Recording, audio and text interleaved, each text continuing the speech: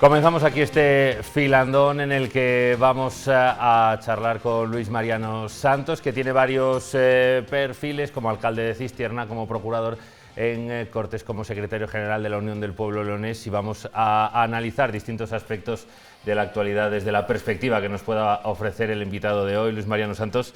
Muy buenas noches, gracias por acompañarnos. Un placer. Gracias por estar en este filandón en el que charlaremos también con el director del Diario de León, Joaquín Sánchez Torné. Muy buenas noches. Buenas noches. Y con el responsable de Es la Mañana de Es Radio León, Arturo Martínez. Muy buenas noches. Buenas noches, Roberto. Gracias también a los dos por estar en este filandón en el que, como decimos, contamos con la presencia de Luis Mariano Santos, al que en primer lugar, antes de ir entrando ya en materia en distintas cuestiones, le quería preguntar, bueno, todavía falta un poco para cumplir un año como alcalde de Cistierna, un año de este mandato, pero ¿cómo está siendo lo de compaginar pues, los frentes que comentábamos, el municipal, el autonómico, la secretaría del partido? Bueno, yo sabía que no iba a ser una tarea sencilla, a nadie se le escapa, que son demasiadas responsabilidades, pero también sabía que contaba con un buen equipo. Yo creo que gracias a mis equipos o a los equipos que tengo en el Ayuntamiento de Cistierna, en las Cortes y también en el partido, puedo sobrellevarlo y creo que lo estoy haciendo dignamente en cuanto al tiempo que le puedo dedicar, ¿no? Y por lo tanto, gracias a ellos lo llevo bien. Probablemente es muy pronto para valorar exactamente si las cosas llevan el ritmo que a mí me gustaría, pero bueno, la verdad es que estoy satisfecho, por lo menos, sobre todo, y sobre todo gracias a ellos, ¿no? Comenzamos, Joaquín. Bueno, yo creo que es buen momento para empezar por analizar la situación de Cataluña y hacer aunque yo sé perfectamente que no es comparable, que la situación en Cataluña es tremendamente distinta a la de León, pero esa situación que ha generado los comicios electorales en Cataluña y ese reparto tan enorme del Parlamento catalán que puede impedir que haya incluso un gobierno, ¿cómo se ve desde la UPL? Bueno, pues se ve con expectativa, con expectación también, ¿no? Un poco porque en estos momentos nadie sabe exactamente lo que puede pasar, ¿no? Nadie sabe si ya va a ser capaz de hacer un gobierno, nadie sabe si Puigdemont, a pesar de sus, continuos anuncios, realmente detrás de todos ellos hay algo de cierto. No lo sé, yo creo que es un momento muy interesante desde el punto de vista político. Supongo que los catalanes lo estarán viendo con cierta inquietud, ¿no? Pero desde luego, desde el punto de vista político, es muy interesante ver exactamente cómo se van desarrollando los acontecimientos. Yo creo que el escenario, desde luego, como siempre pasa después de unas elecciones, parece que todo el mundo ha ganado, excepto pues partidos como Esquerra, que desde luego nadie duda de que ha perdido. Yo creo que los comunes, que por mucho que quieran venderlo, pues también han perdido de alguna forma, por lo menos, cierta fortaleza, o la CUP, ¿no? Yo creo que a nivel Cataluña, creo que el escenario está muy abierto. Yo entiendo que el Partido Socialista tiene que intentar hacer gobierno, que no lo va a tener fácil, pero veremos cómo se van desarrollando los acontecimientos. No me atrevo tampoco a vaticinar exactamente qué es lo que pasa. Yo lo preguntaba básicamente por el retroceso del independentismo, e insisto, hay unas enormes diferencias entre León y la situación de Cataluña, pero la caída del independentismo... Bueno, lo que quieres decir es si nosotros nos vemos identificados en que esa posibilidad pudiera pasar, a pesar de las diferencias, que como tú bien dices, yo no lo veo. Es decir, nosotros habitualmente casi siempre nos hemos visto muy reflejados, sobre todo en los ciclos electorales, por ejemplo, con partidos como el BNG. Es decir, porque es verdad que cuando suele coincidir, ¿no?, que en los ciclos estos electorales se suele acercar un poco lo que sucede con el partido, con la UPL, a veces, aunque no tenga un refrendo tampoco de alguna forma una similitud clara, pero sí que se suele acercar, ¿no? Entonces, ¿a quién nos tenemos que comparar? Si con el BNG o, por ejemplo, con otros partidos, ¿no? Ambos tienen caminos muy diferentes porque son de tinte independentista, nosotros no lo somos, por lo tanto, no veo que tampoco tenga cierta relación con lo que pasa en Cataluña. Yo creo que era algo que se veía venir. Yo creo que es muy difícil mantener ese estado continuo de de activación, sobre todo de independentistas, cuando yo creo que la mayoría de Cataluña no quiere tampoco esa independencia. Yo creo que era muy difícil y claro, pues al final ha llegado pues lo que todos pensamos que podía llegar, ¿no? Que al final las fuerzas, digamos, no independentistas han ganado. Hay que saber gestionar también esto, es decir, porque si no se gestiona bien, pues se puede provocar otra explosión, sobre todo de partidos que al final consigan que la ciudadanía catalana vea digamos, en España un enemigo, ¿no? Que eso es lo que yo creo que tienen que gestionar fundamentalmente todos los partidos de índole nacional. Como en las ollas ferroviarias, las cosas hay que cocinarlas con tiempo, ¿no? Estamos en tiempo además de olla ferroviaria en Cistierna.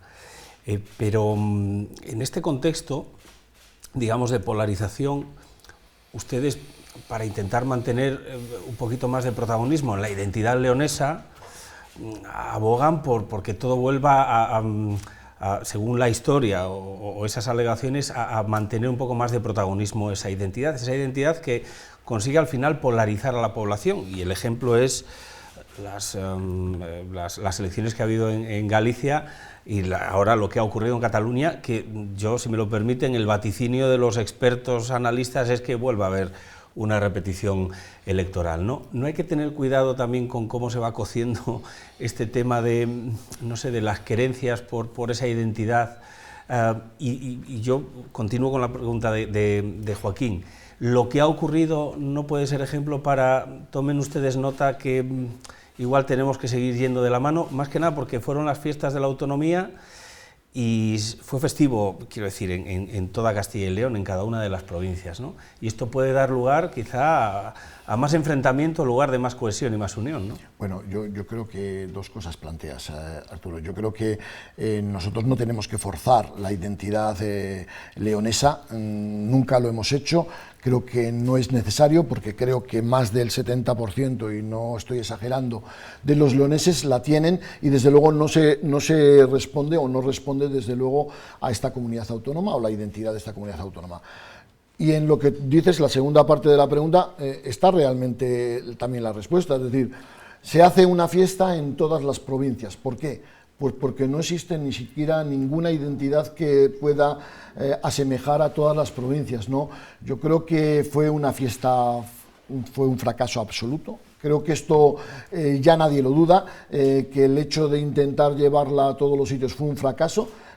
Yo creo que detrás de ese intento, sobre todo, había también otros intereses, probablemente, para poner en evidencia que Villalar era una fiesta, sobre todo de izquierdas. Bueno, no lo sé si Villalar ha sido un éxito, porque es un lugar donde yo no suelo ir nunca, pero si te digo una cosa, es decir, creo que ha sido un fracaso absoluto lo que ha intentado la Junta de Castilla y León, y persistir en ese intento de forzar a los leoneses a que vayan a una fiesta inventada que no significa nada para los leoneses. Desde luego, lo único que hace es reforzar el sentimiento de identidad del pueblo leonés.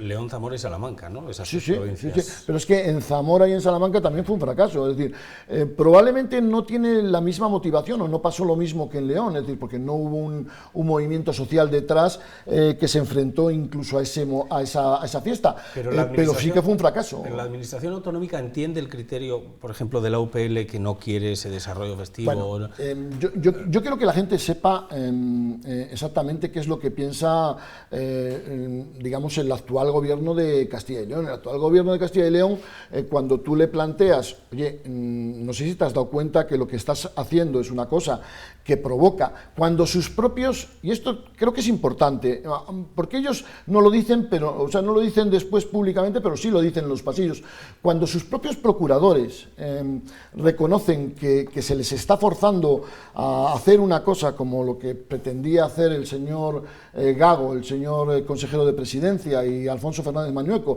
de hacer una fiesta en León que no significa nada, cuando los propios del Partido Popular renuncian a esa celebración, y tú se lo comentas a los propios gobernantes, es decir, al propio equipo de gobierno de la Junta de Castilla y León, lo que te dicen, de alguna forma amenazando, es: el próximo año lo haremos todavía más. Es decir, gastaremos más dinero para hacerlo más. Es decir, lo que están haciendo es provocando. Es decir, y lo hacen porque creen que esa es la forma de convencer a los leoneses. Yo creo que es un error. Yo creo que provocan ellos más estallidos de leonesismo, si se puede decir o definir así la cuestión, que probablemente otras cuestiones. Pero ellos pensarán lo mismo que están provocando ustedes. Es decir, están en la parte contraria. Es que están provocando. Arturo, si yo te estoy diciendo que sus propios compañeros, que los propios procuradores del Partido Popular se lo han trasladado a sus gobernantes, si aquí incluso yo creo que una de las cabezas, digamos, porque claro, en el Partido Popular es muy complicado saber quiénes son las cabezas en el Partido Popular de León, ¿no? Pero una de las cabezas que no sé exactamente cuál era el cargo que tenía en la SER, 4 días antes dijo que era un error. Es decir, cuando lo dicen todos los partidos políticos de León, que es un error. Cuando Vox se distancia, bueno, Vox también tiene estas cosas, que dice que se distancia, que no cree en las comunidades autónomas y después resulta que es el primer defensor de Castilla y León. Bueno, cuando hacen todas estas cosas, al final la soledad del Partido Popular en este caso, digo, es tan absoluta, la soledad del gobierno del Partido Popular, porque ni siquiera los propios procuradores, repito, de León del Partido Popular están de acuerdo. Yo creo que, no sé si al leonesista, pero sí al leonés se le convence con inversiones. Y la UPL yo creo que tiene el suficiente peso en las Cortes, con estos 3 procuradores que tiene actualmente, y el suficiente peso en la Diputación Provincial de León, con los 3 diputados que forman parte del equipo de gobierno, como para reclamar esas inversiones. Y sin embargo las inversiones no llegan. No llegan ni del gobierno y de la Junta, pues como es natural, con más asiduidad, pero también con cuentagotas.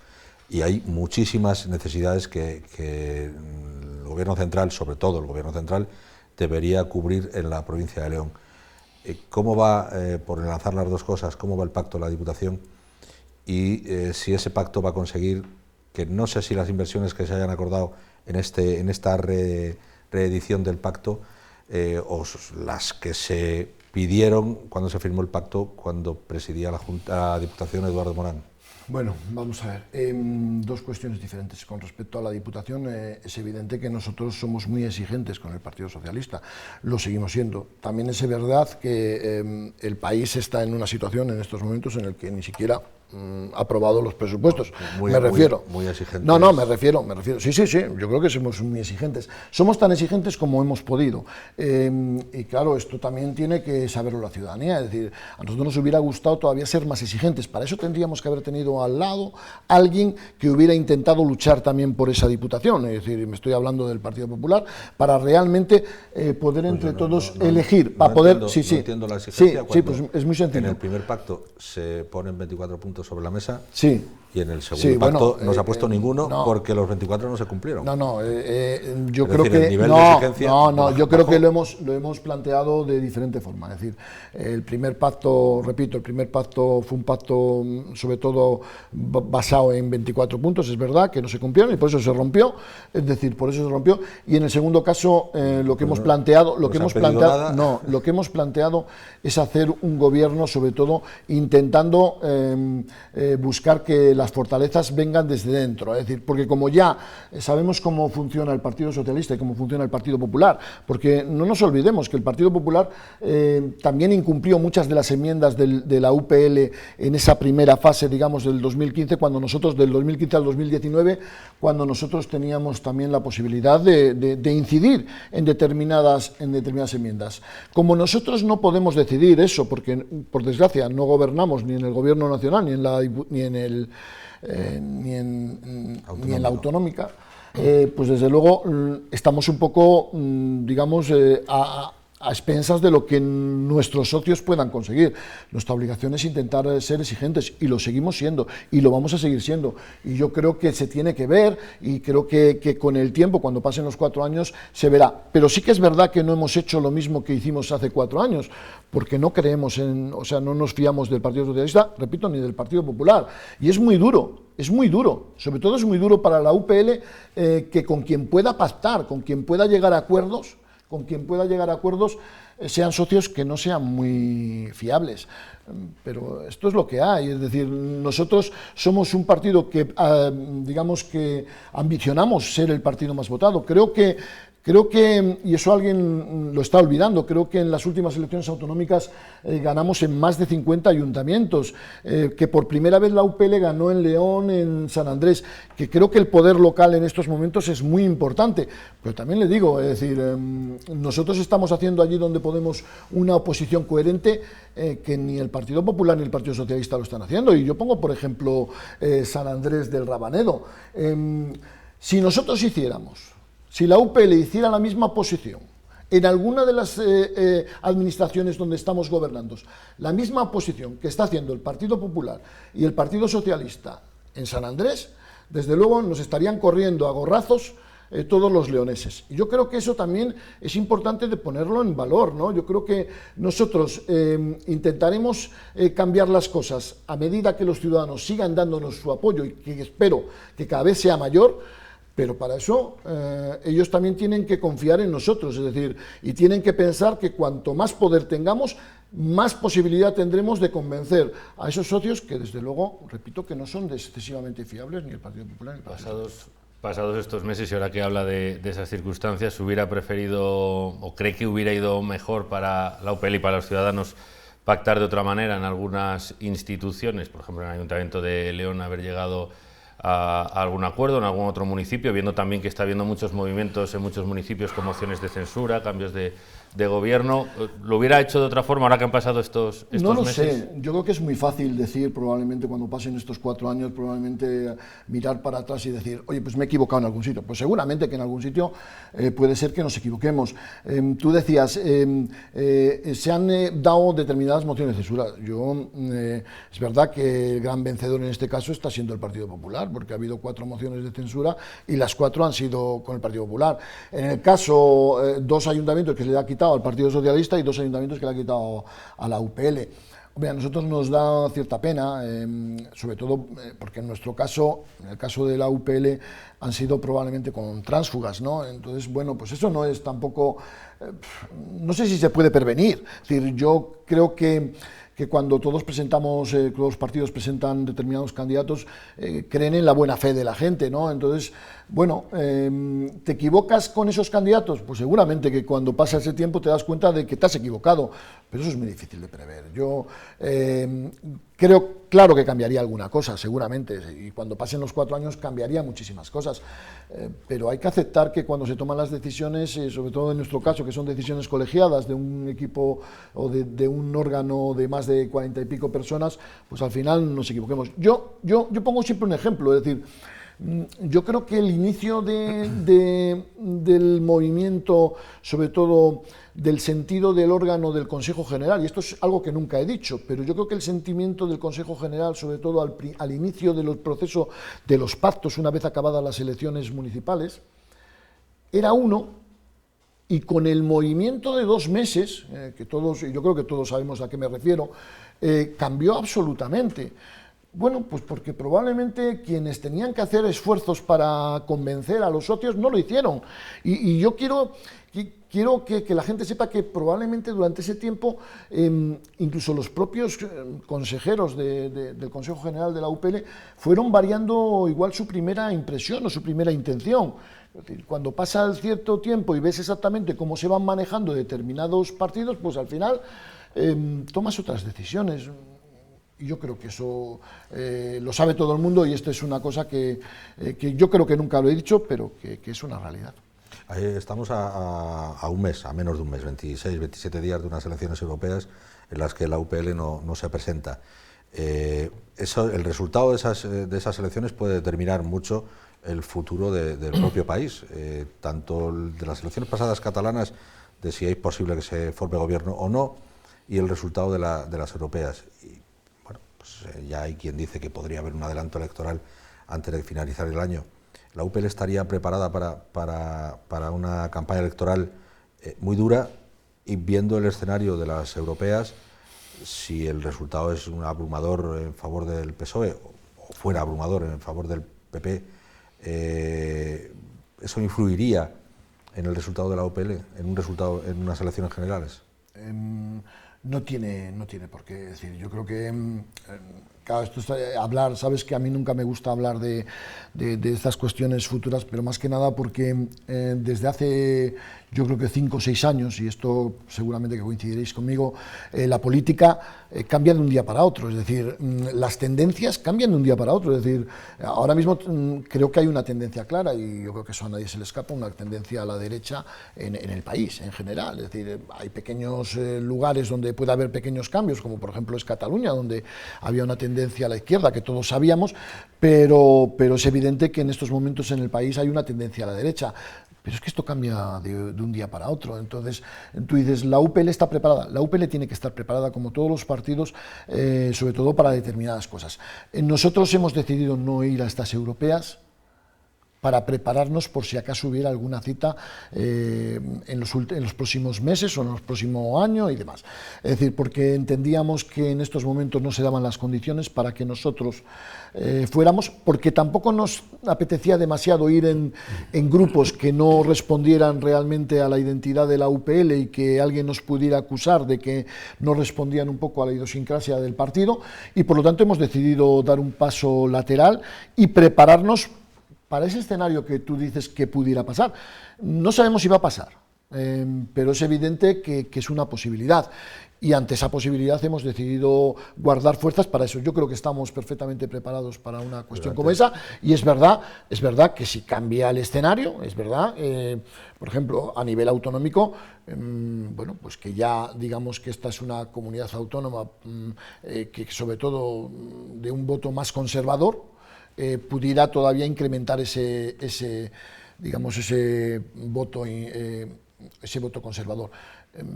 Pero nosotros estamos preparados porque entendemos que nuestro votante viene de los dos lados, ¿sabes? Entonces, por lo tanto, como es transversal, creo que nos preparamos para ese día, sobre todo para intentar incrementar incluso lo que pasó en febrero del 2022. En febrero de 2022 el resultado de la UPL fue espectacular.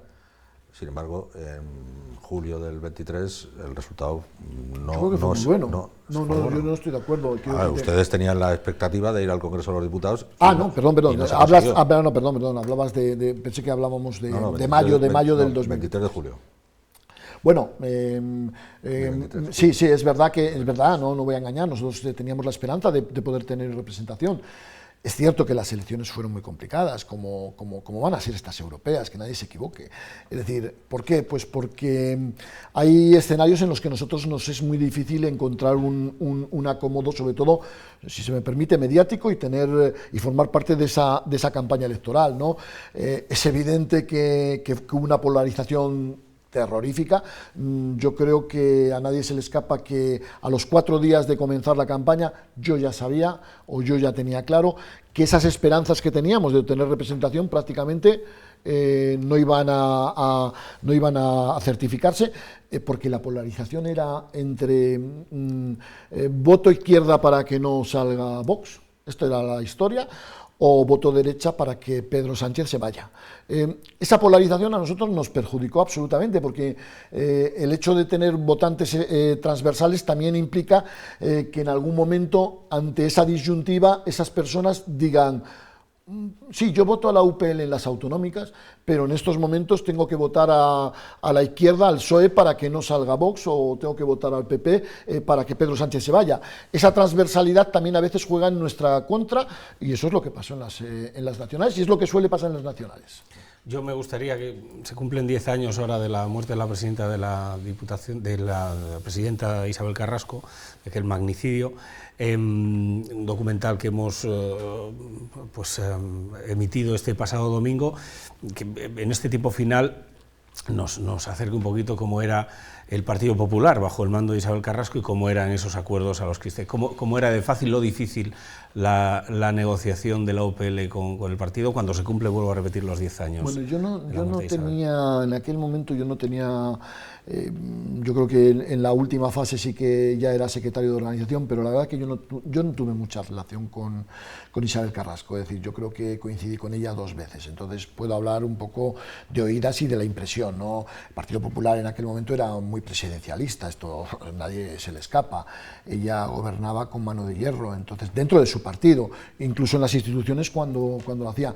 Por lo tanto, yo creo que en una ocasión tuve la oportunidad de hablar con ella y de hablar, creo que con Javier Chamorro, que en aquel momento era el secretario general.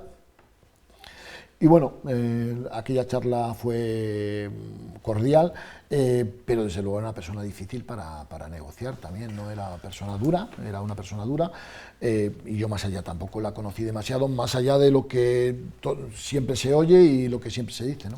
Antes de terminar, yo quería volver casi al principio y hablar de la fiesta. El Partido Socialista, entre los muchos líos que tiene, entre su secretario provincial y su secretario autonómico, está el de la PNL que propone la organización de León llevar a las Cortes de Castilla y León para hacer una fiesta que sea de la región leonesa, es decir, poner esa fecha el 18 de abril.